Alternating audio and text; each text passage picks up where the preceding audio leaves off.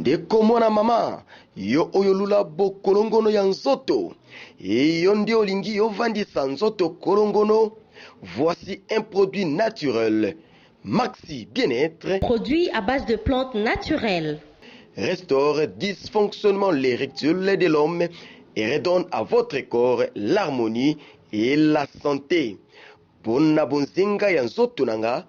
pona bokolongono ya nzoto nangai, nga naponi nanga Maxi Bien-être. Maxi Bien-être inventé partout dans le monde. Vous habitez Kinshasa, vous habitez Belgique, vous habitez la France, vous habitez l'Amérique, vous habitez l'Irlande, vous voulez consommer Maxi, appelez-nous au numéro qui défile au bas de cet écran.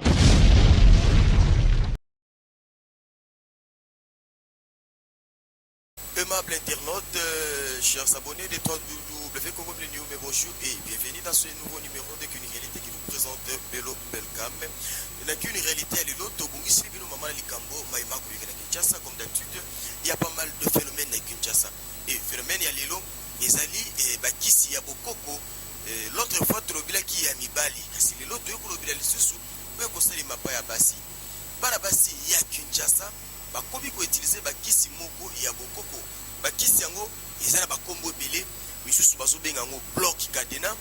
misusu bazo benga ngo RDC eloko makasi misusu bazo benga ngo chauffa eza tellement ebelé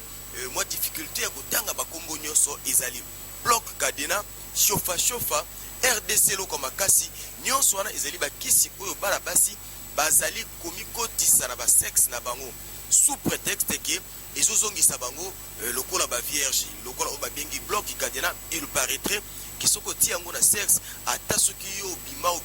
na mibali ebele yango ekozongisa yo lokola moto ayebi mibali te chauffa. Il paraît que soki yo ti yango na nzoto na yo ekopesa yo moto ezomema sensation moko ya makasi epa ya bana mibali pendant l'acte sexuel. Yakoloba mingi ezali te. Nous allons revenir pendant les commentaires toyokana nous et Maïmaloba maki na ngambo ya moko bateki ya bakisi wana ya bokoko pe ngambo mususu population atelisaki maloba na mpo na kotelisa bino pe na mokuse ba conséquences ezali nini. Suivons avec Olivier Davididi. Mbote mama mbote papa ya établissement na yo wapesika otekaka pe osalaka biloko ya bokoko oyo eza kosunga bana mboka yebisa biso moke na molai pila mokuse plutôt biloko ngo ya bokoko oyo tozomona awa eza mingi banini pe musala na yango penza ezali nini. Na biloko oyo ya koteka ezali soki totali oyo ezali likasu ndenge ezali boye neti so totali soki moto akei kobala basengaka ye makasu akolakisa akosomba makasu mpo apesa na prédote ya libala oyo ezali ngadiadia oyo esungaka soki totali mingi na ndenge ezalaka bololo wana esungaka bamaladi oyo oza nango. Ngadiadia oyo ndenge ezali boye esungaka maladi oyo babengi so totali neti muta tension akoki kolia yango mpo na ntina ya bololo wana mpe soki ozala malaria okolia yango ekotraite yo. Bon toye awa na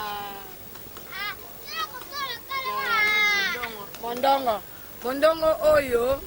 ezali na sens ke soki ozali na kosu angine soki olie yango omona kaka ke mongongo na yo esa nini efungwami. Tokei na kitamata oyo babengi yango kitamata eza eloko moko presque so totali mibali mingi basalelaka yango. Mibali oyo basalelaka yango na sens nini mibali oyo basalaka makasi te soki ale yango akosentir ke kimobali na ye epesi malamu. Toye na kimbiolongo ezali boye esungaka misu tension barin kimbiolongo ndenge ezali boye.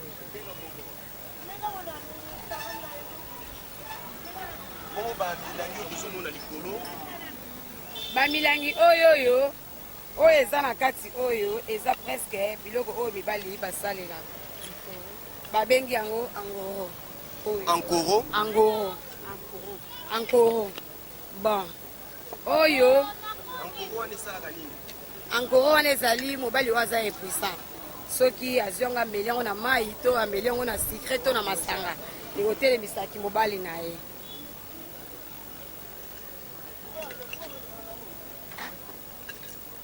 Donc ozobimisa na molangi. Oyo naza kobimisa na molangi ezali tobengaka yango chauffe. Ezochauffe biloko na nzungu to biloko na sani. Ezokochauffe nzoto ya mwasi ndenge ezali boye babengaka yango chauffe. Echauffaka nzoto ya mwasi ntango mwasi ameli yango kati na ye bana kobimisa moto mobali azoyoka elengi na kati ya vagin na ye. Tokei mosusu oyo babengi RDC eloko makasi mwasi mpe kaka motu akosalela yango karton yango yango oyo yango moko produit yango oyo ezalaka poussière. Koloko eza poussière basalelaka yango ndenge nini? Okozwa kaka mokie otie na se na biso basi et après kotia yango na se nzoto na yo mwasi ekomokie osongi ndenge obotamaka na maternité nyonso ya okangami nde yango babengi yango RDC eloko makasi. Donc soki moto atia yango akangami donc bloc cadena vraiment. Ok, toleki na kisi mosusu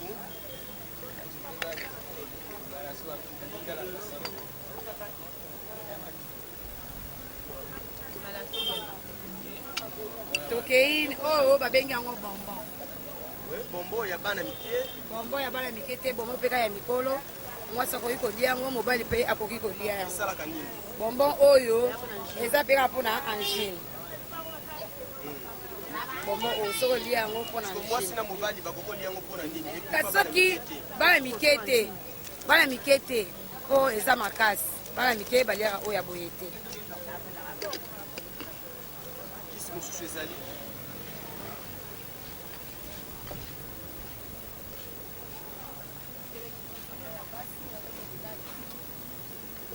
tomoni bakisi nyonso lakisi biso mosusu etikali oyo ngubangwele oyo eza nini? ngubangwele esalaka nini? mpona kolekisa libumu soki neti libumu ekangami yo ozosala sel te soki olie yango libumu efungwami me kolekisa yango mpe dose te mpo etalaka selon poids ya moto. Na nyonso olakisi biso lokola bakisi esungaka basi baavantage nango mingi ezalaka nini? Na bakisi oyo nyonso nalakisi mpona ntina ya bomwasi soki natali avantage nango ezali na RDC soki neti ozalaki na pota na kati to ozalaki na microbe etretaka parceke eobimisa yo salite nyonso.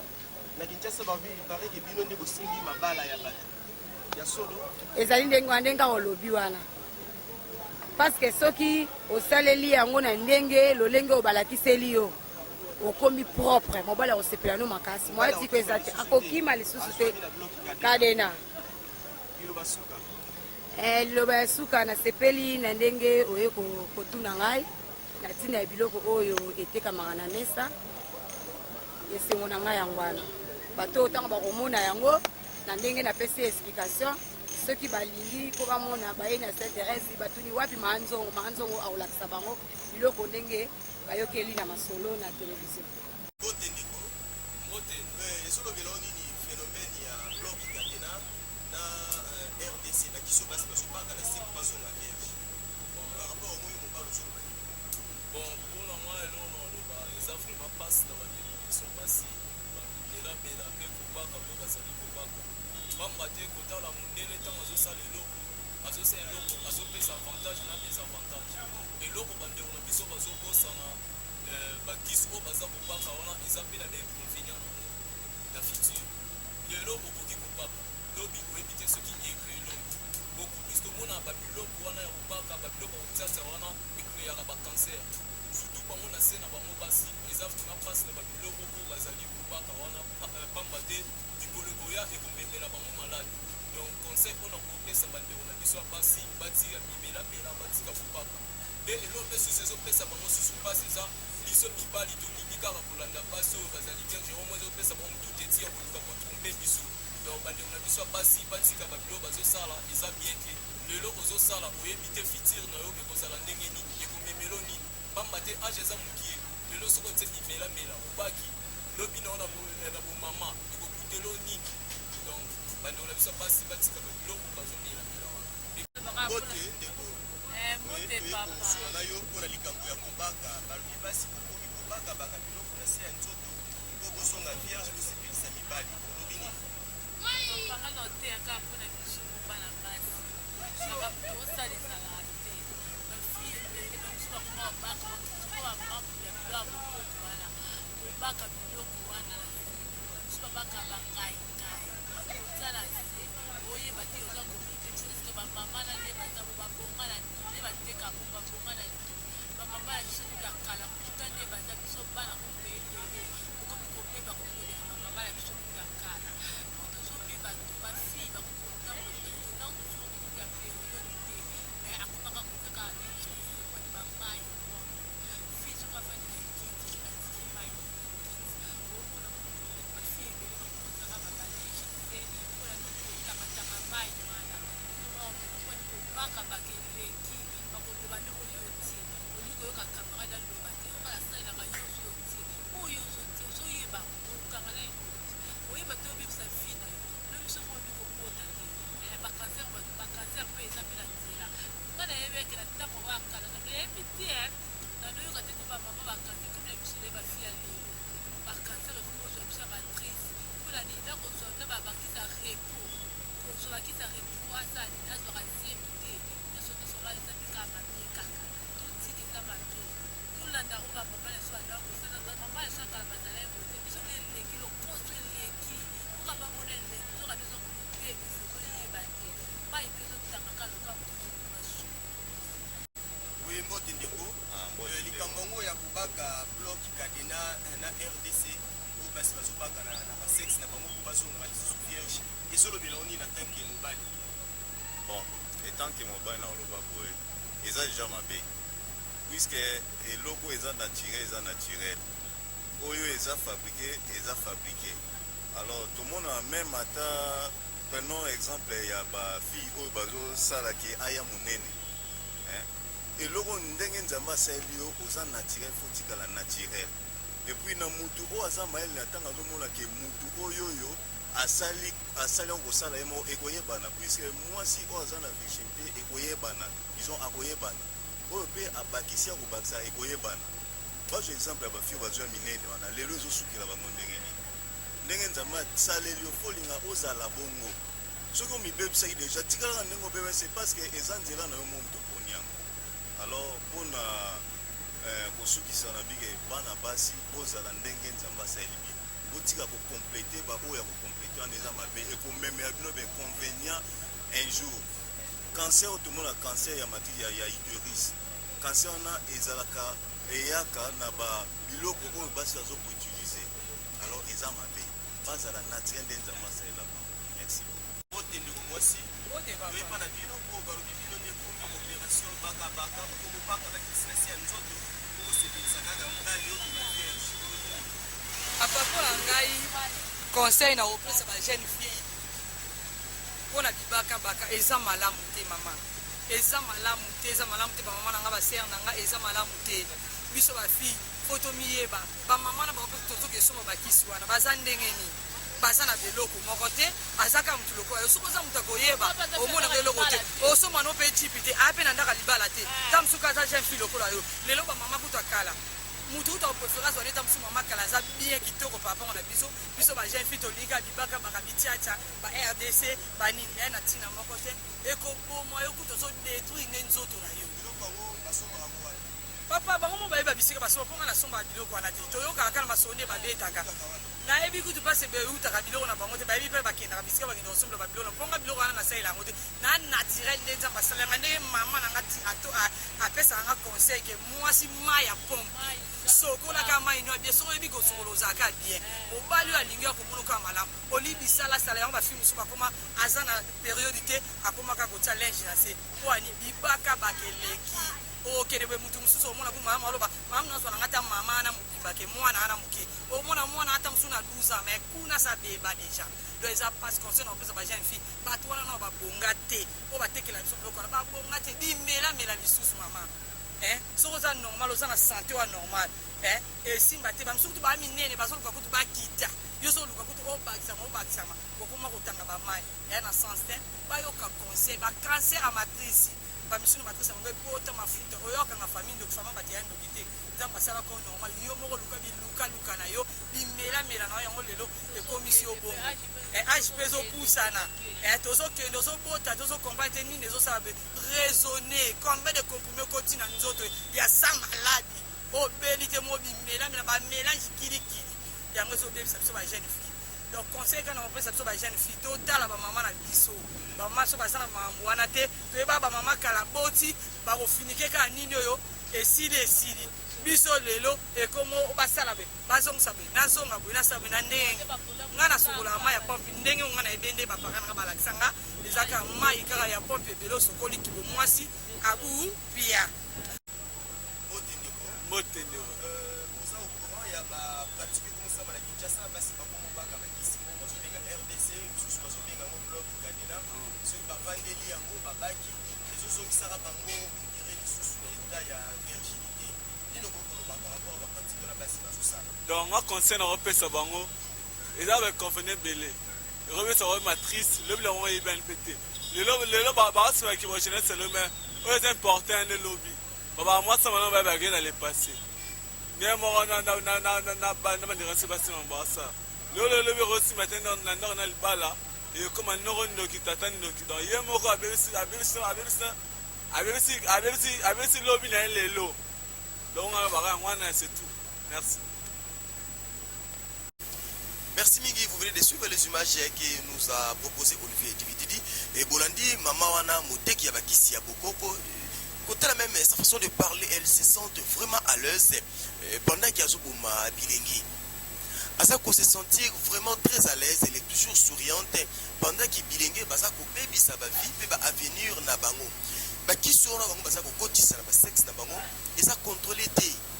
Et dosage nango yebanité. Tout ça ko bituna mituna kirikiri. Bilingi alilo basa ko luka nini. Est-ce que ba mama na biso ba botaka biso to ba mama oya kalo biso to ko benga ba koko par rapport à la génération na biso bango ba utiliser ka chauffe pour ba umbia na mabala. Est-ce que ba mama wana ba utiliser ka bloc kadena mpo ba mieka komisongisa isaka ka pasi pe mawa na place luka ba kisi wana ya bokoko ya mabe oye ezongisi yo mpo na 4-5 minutes to kisi wono kotisi na sexe na yo ou epesi yo sensation na nzoto mpo na 4-5 minutes pourquoi pas o respecter kaka hygiène na yo to o respecter penza be intime na yo malamu bandeko bino ba boko salela ka bakisi wana ya chauffa bloc kadena pe o babengi RDC eloko makasi ufuna ebite eloko makasi mpona nini eloko makasi c'est eloko ekosunga yo o vivre tango molai bino nyoso bakotiaka wana ba conséquences nango boyoki surtout bango mo bandeko basi batalisi na Kinshasa actuellement eza na basi misusu bakoma kotambola na ba bande hygiénique na bango kobanda le premier til les 30 ndenge toyebi ndenge nkolo asalela nzoto ya mwasi amonaka ba période d'ailleurs je crois 3-4 fois seulement le mois et c'est le makana période moko par mois ileki soka na Kinshasa basi bakoma kobanda les premiers ya mois til les 30 ou les 31 ya mois bakoma kopima ba mai na se ya nzoto na bango ya basi à cause ya bikotisa misusu bakotisa tondolo misusu bakotisa matiti ya pai misusu balobi bakotisi bloc kadena ekangana se menzo kifungama nango sima ya kokangama misusu bakotisi RDC eloko makasi misusu makasi ya matembele misusu makasi ya ngai nyonso wana mpona koluka kosepelisa nzoto mpo koluka koconvaincre mobali soit atiaona ndako to apesa ota mwa mbongo soki tokolakisa makambo oyo eza mpona kotiola bandeko basi ya Kinshasa te kati eza mpona kosunga surtout bino bandeko mibali oyo bozwami mosika na mboka mosika yo oza mosika kuna na mikili na poto yo kokana koya kobala mwasi na Kinshasa wi basi ya malamu na Kinshasa bazali kasi Kinshasa ngo mpe ekomi lokola mpe bale monene okoti na kati obimisi malangwa okoti na kati obimisi ndakala okoti mpe na kati pouf osutuki na bale obimisi mpe poisson moko deja ya kokauka na malili banini eza kaka baréalité na Kinshasa bato bomo péché na basoso na kati ya mai po pas mal de réalité oza mosika okomilengela oya vacances na Kinshasa okomilengela obeta tour na Kinshasa conseil gratuit ndeko restez fidèle na mwasi na yo basi oyo bokolandaka ya mitu likolo oyo bokokamataka na loyenge batondi buzoba na banzoto na bango ya kotisi mpona kosepelisa ye na yo kasi ebimeli na yo ndeko obimi na bokono oyo aza na mato ya koyoka Congo Millennium etiama mpona bino nkaka mpona kotalisa ya mabe te nkaka mpona kotyola te me to kosalaka boye mpona kopesaka mingi baconseil lelo miome bamaladi ekomi ebele bacancer ekomi ebele okomona mwana mwasi ya 20 21 azosouffrir na bamiome mwana mwasi ya 30 ans akomi kosouffrir déjà na bacancer nyonso wana mpona nini bakosalelaka makambo esengeli te na banzoto na bango yango moni ntango nyonso mabe ekosalemaka na kati na société na biso Congo Millennium akosangaka te na nzela ya émission na ye qu'une réalité kotelisa bino le vrai réalité qui se passe à Kinshasa pour avertir bino mpona kolongola bino mosika ya mabe kasi soki bosepelaki na élément to émission na biso ya lelo de très grand merci à celui qu'on appelle les boss fantômes les patrons de leur patron les boss du Congo Millennium. Il s'agit de monsieur Ricky Dubenzi motema mama jolie la maman mignonne motema mama jolie la maman mignonne maman Dubenzi Mbotelo Saka celui qu'on appelle le chef de la grande famille le vieux Désiré Kangebeni toujours Mobanza Mabe à la ministre et Mbotelo Sako na baino sobalandaka Congo Millennium à tous les branchés de 3W Congo Millennium devant les micros c'était votre humble serviteur Bello Belkam